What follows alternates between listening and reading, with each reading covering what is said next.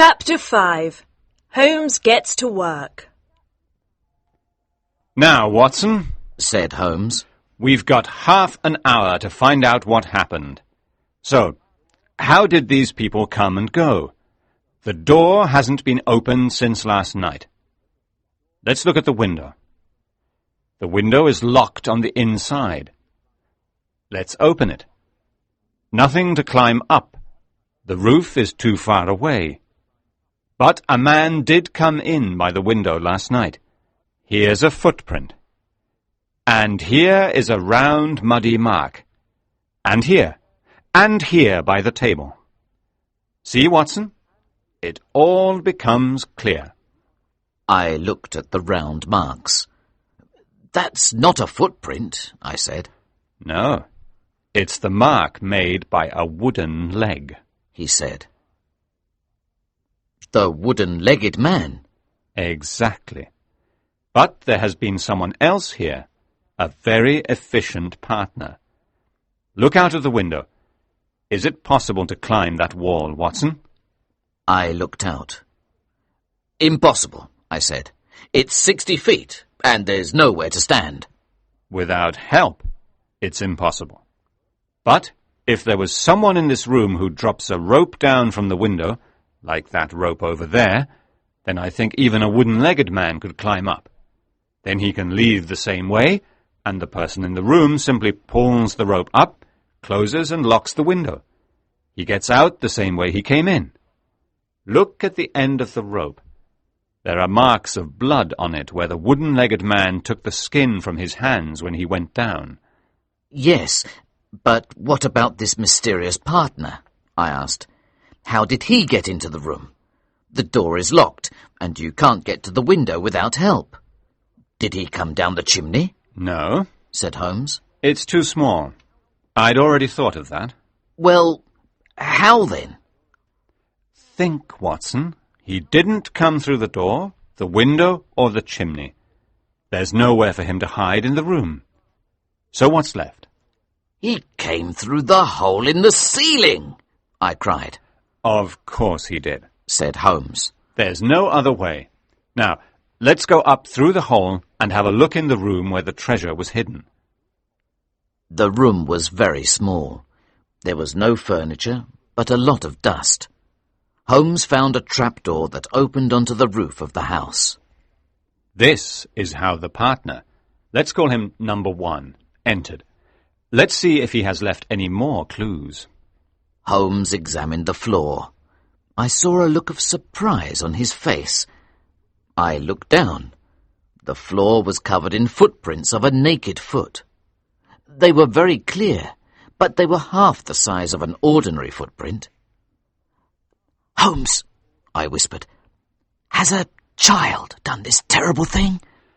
I was confused for a minute, but it can be explained. There's nothing more to be learned here. Let's go down again. I asked him what he thought about the small footprints. "Watson, try to think of an answer for yourself. You know how I work. Try it yourself and we can compare results," he said impatiently. "I can't think of anything," I answered. "It'll become clear soon," he said. "I want to have a last look at this room now." He got out his magnifying glass and went carefully around the room, talking to himself. Finally, he stopped. "We won't have any trouble now," he said. "Number 1 has stepped in the tar. You can see his small footprint here. This container was knocked over, and the tar has leaked out." "And so?" I asked, still confused. "We can find him," said Holmes. "I know a dog that can follow a smell anywhere, especially one as strong as tar." We heard some noise. The police had arrived. "Before they get up here," said Holmes, "just feel the arm of the dead man. What do you think?" I touched the arm of the dead man. The muscles were extremely hard. "This is more than the usual rigor mortis.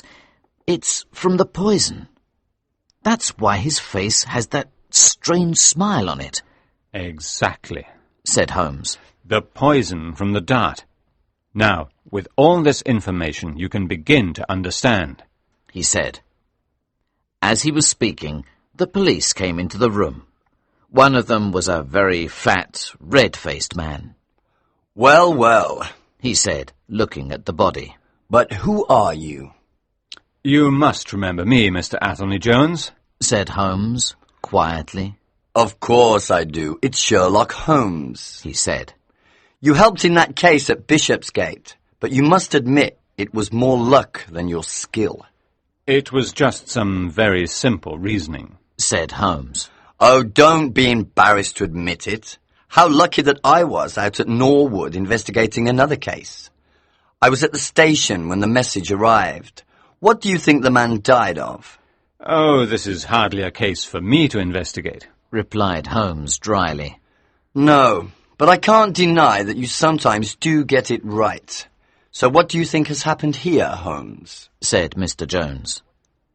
"Door locked, jewels gone. Ha! I've got it.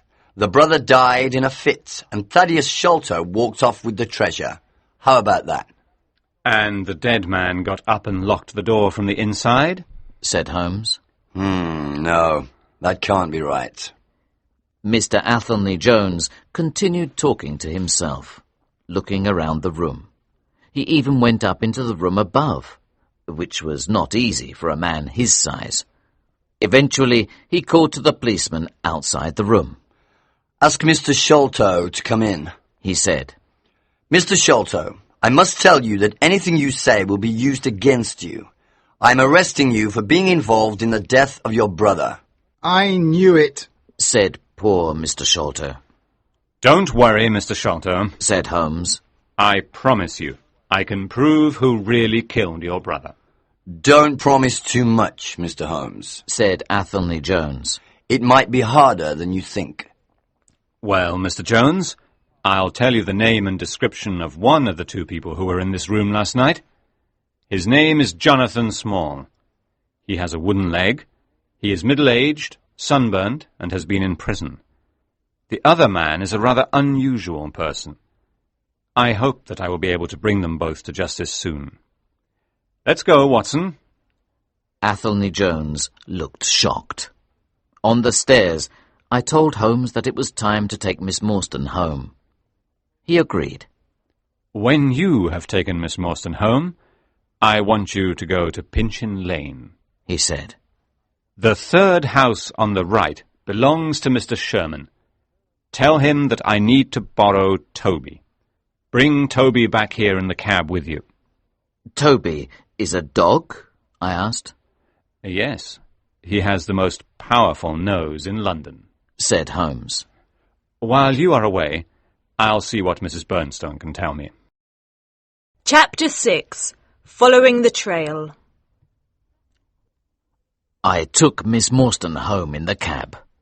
The adventures of this strange night had become too much for her, and she began to cry. She has told me since that she thought I was cold and distant on this night, but I did not want to take advantage of her. She was tired and weak, and she was also rich. How could I tell her I loved her at such a time?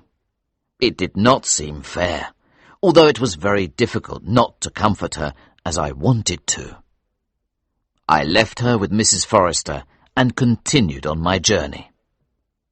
The cab arrived at Pinchin Lane. I knocked at the door. A voice shouted from a window above. "Go away, or I'll let out the dogs." "It's a dog that I want," I began, but I was interrupted again. "Go on. If you don't go away, I'll—" "Mr. Sherlock Holmes," I interrupted, and the words had their usual magical effect. In a minute, the door opened, and Mr. Sherman invited me in. "Now, what was it that Mr. Sherlock Holmes wanted, sir?" "He wants a dog of yours." "Toby," I replied. Toby appeared. He was an ugly dog, brown and white with long hair.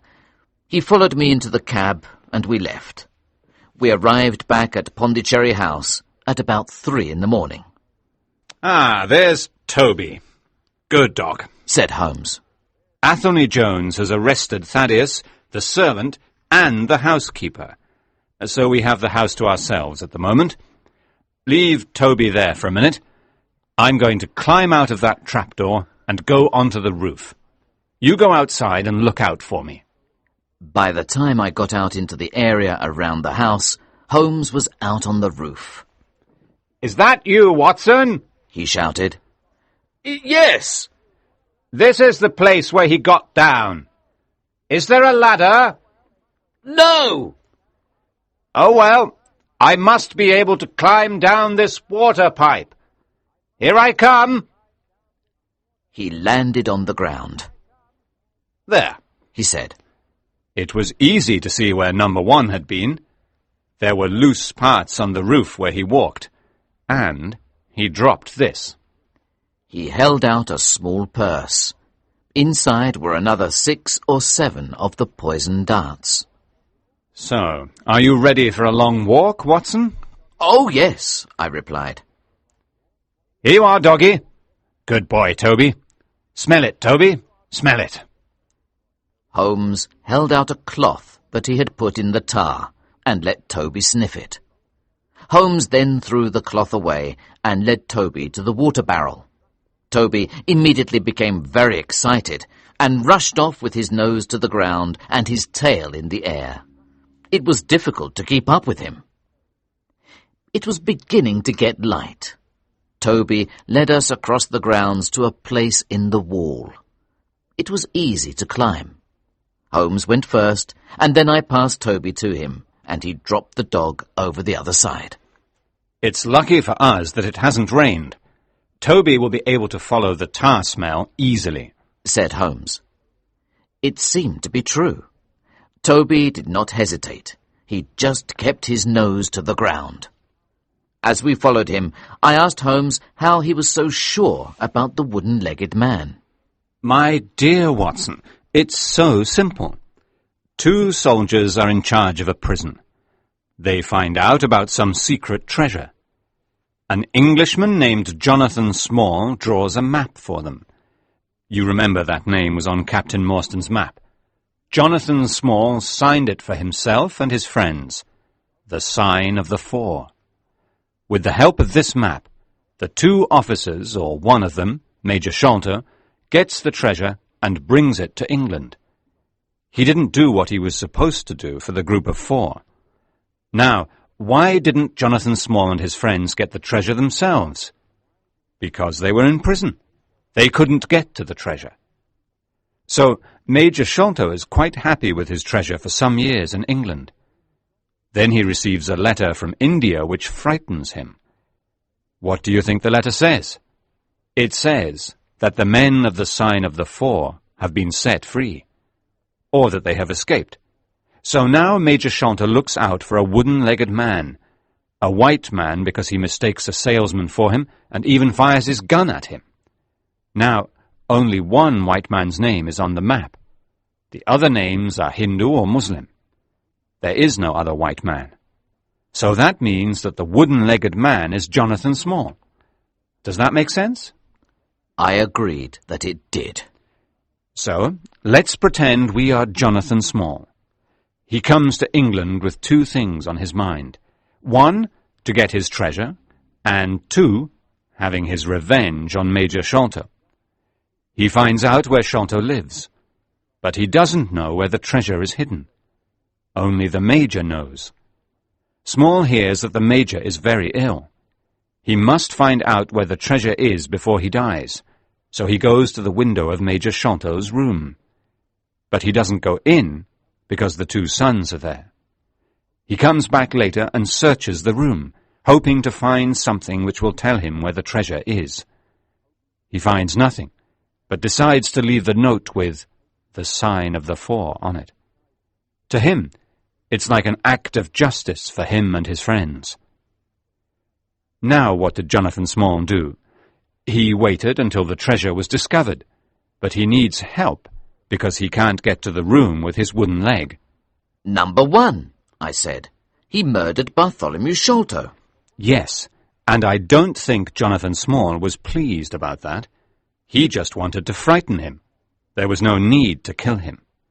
But his friend's savage instincts led him to kill Bartholomew Sholto.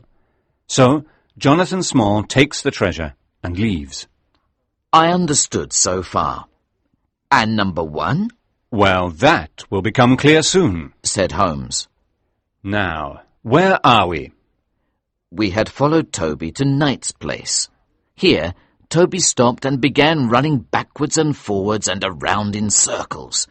He looked up at us continuously. What's the matter with this dog? Asked Holmes.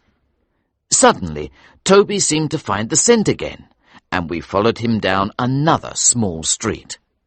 Toby ran down it between 2 piles of wood and stopped by a big container which stood on a cart. The cart was covered in a dark liquid, and the air was full of the smell of tar. Holmes and I looked at each other. Then we both started to laugh. Chapter 7. The Baker Street Boys. What now? I asked. Toby has made a mistake. There's a lot of tar used in London these days, said Holmes. It's not surprising that he got confused. We'll take him back to the place where he followed the wrong trail. We walked back to Knight's place. Toby then took us down a street which brought us to the edge of the river. Well, that's it, said Holmes. They've taken a boat from here. Nearby was a small house with a sign. It said, Mordecai Smith, boats to hire by the hour or day. Sherlock Holmes walked towards the house. A small boy came running out. He was followed by a large, red-faced woman. Come back here, Jack! She shouted. Jack took no notice. What a lovely little boy, said Sherlock Holmes. A fine child, Mrs. Smith. He is, sir, but he's difficult to manage, especially when my husband is away, she said. Oh, is he away? Asked Holmes. I wanted to speak to him. He's been away since yesterday morning, sir.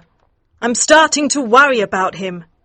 He went away with that wooden-legged man. I don't like him. A wooden-legged man? Said Holmes, pretending to be surprised. Yes. He came late last night and woke my husband up. I heard his wooden leg clicking on the road. They left in the steamboat. I'm sorry to hear that, Mrs. Smith, because I wanted to hire a steamboat. Is it that old green and yellow boat I've seen here? Let me think. What was it called? Oh, no, sir. The Aurora has just been painted. It's black with 2 red stripes now. Thanks. Well, I hope you hear from your husband, Mrs. Smith. I'm going down the river. If I see him, I'll tell him you're worried about him. Ah, look. Here's a small boat for hire. Let's go across to the other side of the river, Watson. Goodbye, Mrs. Smith. On our way across the river, we decided what to do next. So, are we going to search for the Aurora? I asked. No, said Holmes. That will take far too long. Well, what do we do then? I asked. We'll go home, have some breakfast, and get some rest. We'll stop at the post office. I want to send a telegram to Wiggins. Do you remember how the street boys helped in the Jefferson Hope case? We returned to Baker Street. I felt much better after a bath and some breakfast. We were reading the report of the case in the newspaper when the street boys arrived. Got your message, sir? Said Wiggins. Right, Wiggins. Here's a coin for each of you. I want you to find a steamboat called the Aurora, owned by a Mordecai Smith, black with 2 red stripes. It's on the river somewhere. Let me know as soon as you have any news. Is that clear? Yes, sir, said Wiggins. Very well. You can go now, he said. The boys left. Are you going to sleep, Holmes? I asked him. No, he replied. I want to think over this curious case. Wooden-legged men are not common, and the other man must be unique. Yes. What about this other man, number 1? You must have your own thoughts, Watson. Small footprints, naked feet, poison darts. What do you think? An Indian, I exclaimed. One of the Indians who were the friends of Jonathan Small. I did consider that, said Holmes. but no. Look at this. He turned the pages of a book. Here we are. The Andaman Islands. 340 miles to the north of Sumatra, in the Bay of Bengal. The Aborigines of the Andaman Islands are perhaps the smallest people on earth. The average height is below 4 feet. Their feet and hands are very small. They are a very fierce group of people and fight using poisoned darts. They often eat their victims. What nice, friendly people, Watson. But how did Jonathan Small and this Aborigine become friends? I asked. I don't know, Watson. Jonathan Small was on the Andaman Islands, so he probably made friends with an islander. Anyway, Watson, you look tired. Why don't you go to sleep? I did as he suggested. Soon I was dreaming about the sweet face of Miss Mary Morstan. I woke up late in the afternoon, feeling much better. Sherlock Holmes was reading a book. "Have you heard anything?" I asked. No. He answered. He sounded disappointed. I expected to know something by now. Wiggins was here while you were asleep. He says they can't find the boat. "Is there anything I can do?" I asked. No, He replied. we just have to wait. You do what you want. I'll wait here. "Then I'll go over and see Mrs. Cecil Forrester," Mrs. Cecil Forrester? said Holmes, smiling. "Well, of course, to see Miss Morstan as well. They were anxious to hear what happened. I'll be back in an hour or two." Well, if you're going across the river, you can take Toby back. I don't think we'll need him again. I took Toby back to Pinchin Lane and went to see Miss Morstan.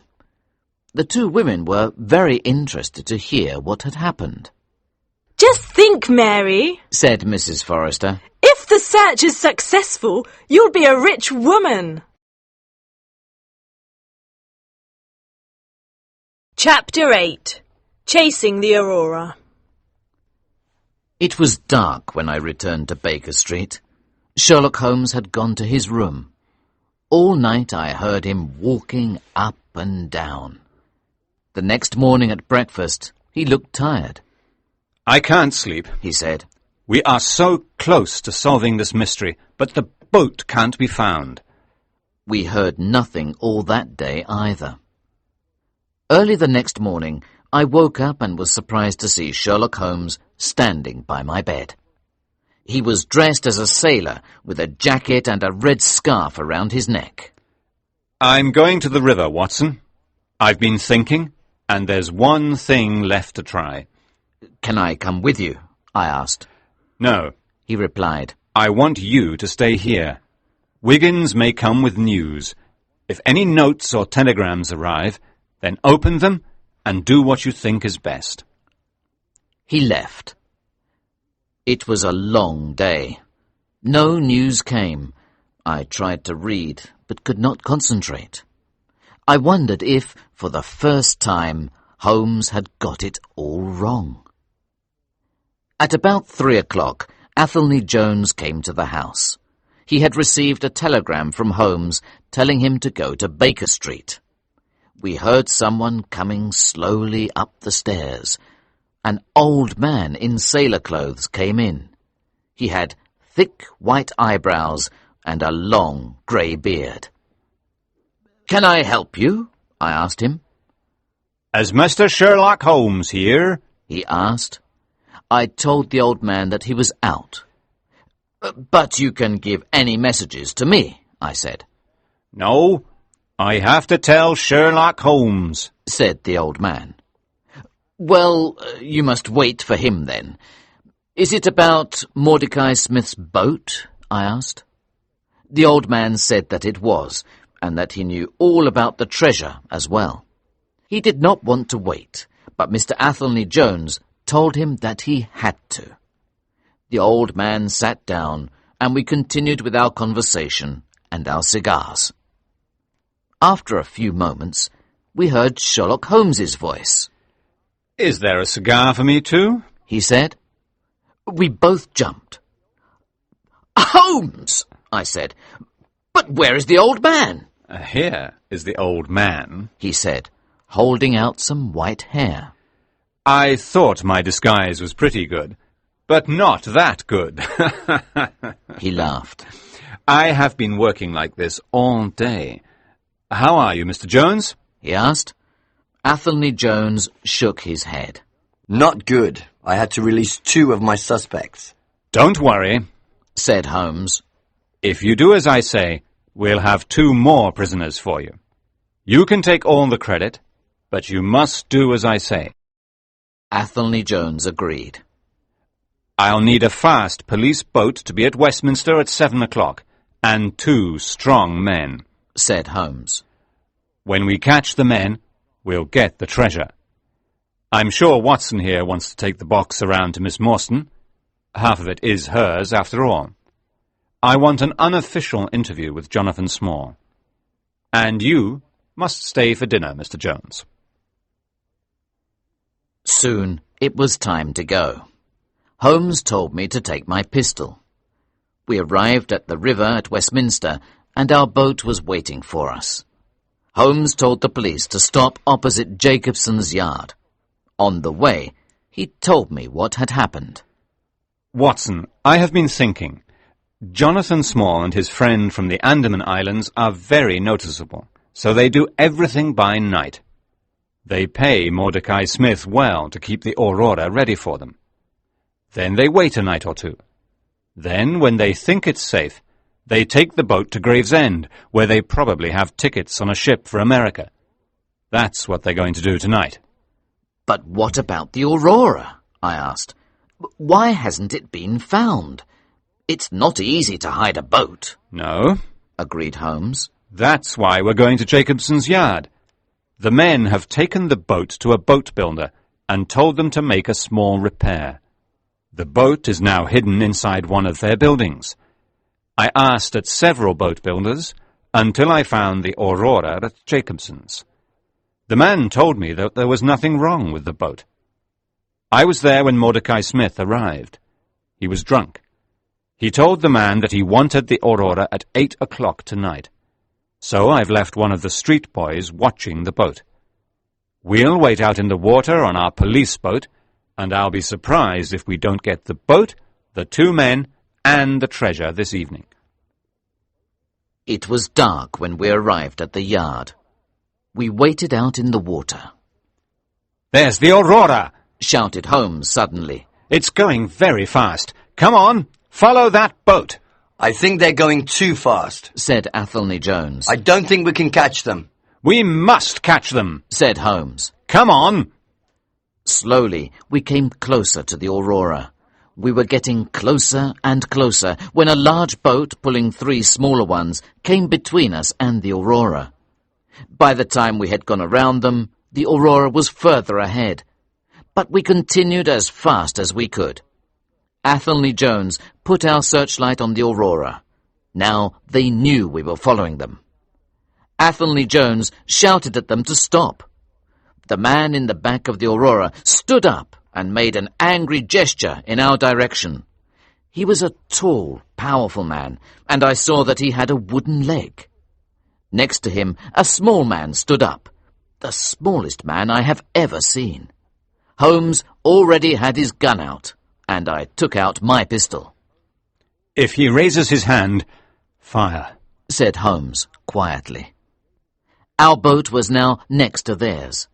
We saw the tiny man take out a short, round piece of wood and put it to his lips. Holmes and I fired together. The small man threw his hands up and fell into the river. The other man turned the Aurora suddenly and went towards the bank. It was a very muddy area. The Aurora hit the bank and the wooden-legged man tried to climb onto the land. but his wooden leg immediately sank in the mud. He could not go forward or backward. He was stuck. We pulled him out of the mud and onto our boat. Mordecai Smith also came on board our boat. Seconda. Mordecai Smith also came on board our boat. On the Aurora, there was a heavy iron chest. It was the treasure.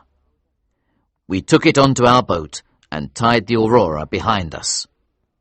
We went slowly up the river again. We moved our lights over the river, looking for the man from the Andaman Islands. But there was no sign of him. "Look," said Holmes. "we were only just quick enough with our pistols." I looked. Behind us was a poisoned dart, stuck in the wood of our boat.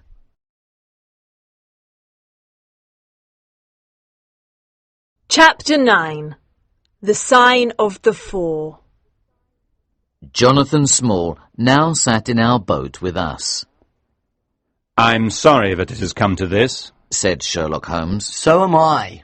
He said. I promise you I never hurt Mr. Sholto. It was that little madman Tonga who shot one of his darts into him. "Have a cigar. Said Holmes. You are going to come up to my rooms and tell me everything. I think I can help you.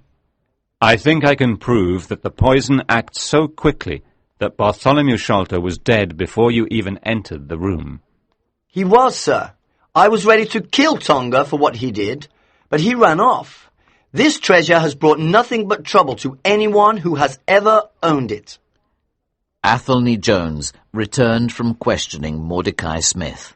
He says he knew nothing about the Norwood murder, he said. Our prisoner agreed. No, we told him nothing. We just paid him a lot of money for the use of his boat. He was to get more money if we arrived at our ship at Gravesend. It was going to Brazil. "Dr. Watson, we'll take you to Vauxhall Bridge. You take the treasure back to Baker Street. Where is the key?" he asked Jonathan Small. At the bottom of the river, he replied. I landed in Vauxhall and took a cab. A policeman came with me. We stopped at Mrs. Cecil Forrester's house first. Miss Morstan was there alone. I went in with the box and put it on the table. Miss Morstan looked at the iron box. "Is that the treasure, then?" she asked. Yes, this is the Agra treasure. Half of it is yours, and half is Thaddeus Sholto's. You'll have a couple of 100,000 each. Just think of that. You'll be one of the richest young ladies in England. "If I am, it is because of you," she said simply. Not me. Sherlock Holmes, I said. "Tell me all about it, Dr. Watson," she asked. She went white when I told her about the poisoned dart. It's all over. There is the treasure. "It's a beautiful box," she said. I managed to force open the box. I threw back the lid. We both looked in amazement. The box was empty. "The treasure is lost," said Miss Morstan calmly. I listened to her words and suddenly realized what they meant. Now there was no barrier between myself and Miss Morstan. Thank God! I cried. She looked at me. "Why do you say that?" she asked. Because now I can tell you how I feel, I said, taking her hand. I love you, Mary. The treasure stopped me from speaking, but now it has gone. I can tell you I love you. That's why I said, thank God. She did not take her hand from mine. "Then I say, thank God too," she said. One treasure was lost, but I had found another. When I got to Baker Street, I showed them the empty box. Athelney Jones was very angry. You did this, Small, he said. Yes, I did, said Jonathan Small. It's my treasure, And if I can't have it, then no one else can. No one has any right to it except 3 men who are in prison in the Andaman Islands, and myself. It belongs to the sign of the 4. We have not heard your story, said Holmes. We don't know if justice is on your side or not. Perhaps you can tell us. So, Jonathan Small told us his side of the story. When I was 18, I joined the army and was sent to India. I went swimming in the Ganges. A crocodile took my right leg just above the knee. I was in hospital for 5 months and came out with this wooden leg. I was only 20 and I could no longer be in the army. But I found work on a plantation. I was still able to ride a horse, and I watched over the plantation and its workers for Mr. Abel White. I was happy to spend the rest of my life there. But then came the Great Mutiny. The plantation was burned and I had to escape. I went to Agra. There was a group of British people there. We moved into the old fort at Agra. The fort is an enormous building with many passages and doors. I guarded one of the doors with 2 other men, 2 Sikhs called Mahomet Singh and Abdullah Khan. One night they suddenly took my gun and put a knife to my throat. "Listen to me," said one of them. "You are either with us or you die. Do you understand?" I did not have much choice, so I agreed. Then they told me about the treasure. They said that it was to be divided 4 ways, among us 3 and another man called Dost Akbar. We made a promise to each other. Then they told me about a rich man who put his most valuable jewels in an iron box. He gave it to a servant to bring to the fort of Agra to be kept safe until the fighting was over. The servant is disguised as a merchant and calls himself Ahmed, they said. He's in Agra now and is trying to find a way into the fort. Dost Akbar is with him, and he is going to bring him to this door tonight. No one else knows he's coming. Only us 4. We will kill Ahmed and divide the treasure between us. Chapter 10. The Story of the Wooden-Legged Man. Jonathan Small continued his story. I was surrounded by death and killing every day, so the death of Ahmed didn't mean much to me. I promised the 2 other men that I was with them. Ahmed and Dost Akbar arrived. The 3 Sikhs took Ahmed away with them. I heard a fight, and then Ahmed escaped. He came running back past me with the others chasing him. I put out my foot to make him fall, and Dost Akbar killed him. Jonathan Small stopped for a moment. We all looked disgusted. "Well, if you were in my place, you might have done the same," he said defiantly. Go on with the story, said Holmes. We buried the body and then opened the box with the treasure inside. There were a lot of beautiful gems inside. Diamonds, rubies, emeralds, pearls. We counted them all and then put them back in the box. We decided to hide the box until we could leave the fort safely. I drew 4 maps, 1 for each of us, to show where the treasure was. I put the sign of the 4 at the bottom. We promised that each of us should act for all 4 of us, never just for himself. Soon it seemed that peace was coming once again to India, and we hoped that soon we could share the treasure and escape safely. But we were arrested for the murder of Ahmed. We were put in prison for life. The treasure stayed where it was. We were moved to the Andaman Islands. I was treated very well there. All the time I was thinking of ways to escape and return to Agra, but I was hundreds of miles away from any other land. It was difficult. Often I watched the soldiers and the prison officers playing cards in the evenings. There was Major Sholto, Captain Morstan and some others. The soldiers always lost. Major Sholto was the worst. Soon he had lost all his money and was drinking a lot. I saw my chance. One night I asked him what was the right thing to do with the hidden treasure. I told him it was worth $500,000. His eyes lit up. He spoke to Captain Morstan. He said that perhaps they could help. We made a deal. They helped me and my 3 friends to freedom, and they got a 5th share of the treasure. Major Sholto didn't think this was much, although it was $50,000 for each of them. We had a second meeting with Mahomet Singh, Abdullah Khan and Dost Akbar. We came to an agreement. I made them 2 maps of the fort to show where the treasure was hidden. Major Sholto would go to Agra to check that the box was there. He would leave it there and arrange for a small boat to come to the islands for me and my 3 friends. We would then go to Agra in the boat and Major Sholto would return to the island. Then Captain Morstan would meet us in Agra and then divide the treasure. Captain Morstan would take the Major's share to him. The sign of the 4 was on each map. We waited. Major Sholto went to India but never came back. We found out that his uncle had died and left him a lot of money. He had also taken our treasure. Captain Morstan went to Agra, but it was gone. From then on, I thought only of revenge. It became more important than the treasure itself. Sometime after, I helped one of the Andaman Islanders when he was ill. When he was better, he wanted to stay with me. I learned to speak a little of his language. Tonga, that was his name, had a large canoe. He helped me to escape from the island.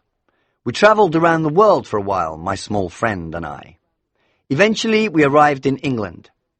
I found out where Sholto lived, and I soon found out that he still had the jewels. When I heard that he was dying, I went over to the house. I saw him with his 2 sons, but I knew I was too late.